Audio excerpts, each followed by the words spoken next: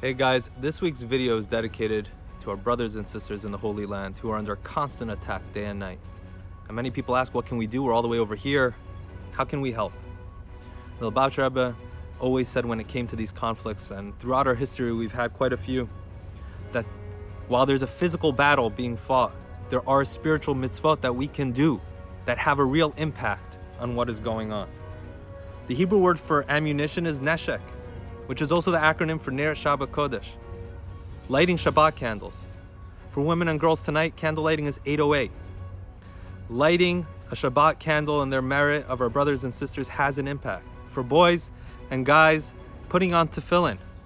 It brings in the Talmud that when our enemies see the tefillin upon our heads, they flee in fear. Giving charity, doing a mitzvah, adding kindness and light to the world is how we have an impact on what is going on. And then there's another aspect. You go on social media and it's so easy to get discouraged. There's so much hatred. There's so much negativity towards the land of Israel.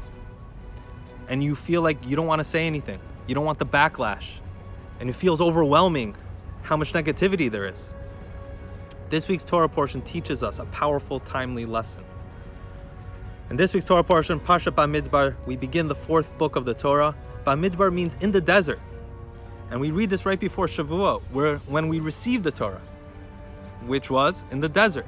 Why the desert? Why did God give us the Torah in the desert? Give it to us in Hawaii. Give it to us in a beautiful location. The desert's so desolate.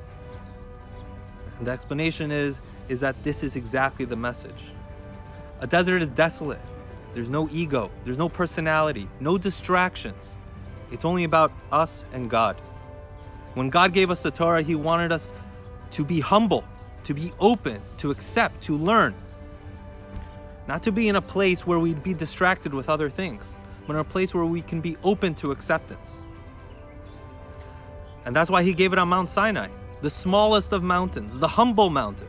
Well, the question's raised, if the message is humility, why give it on a mountain at all? Give it in a valley. You're already giving it in a desert to show humility. Why on a mountain? Because there is an important message. When accepting the Torah, yes, we have to have humility. But to live the Torah, to stand up for the Jewish nation and for God, you have to be a mountain. We're not going to be a doormat. We're not going to be silent. If we were silent, we would be gone a long time ago. Because we're a sheep amongst wolves. We've always been that way. And if we are quiet, if we don't stand up for our beliefs, if we don't stand up for the Jewish nation, nobody else will.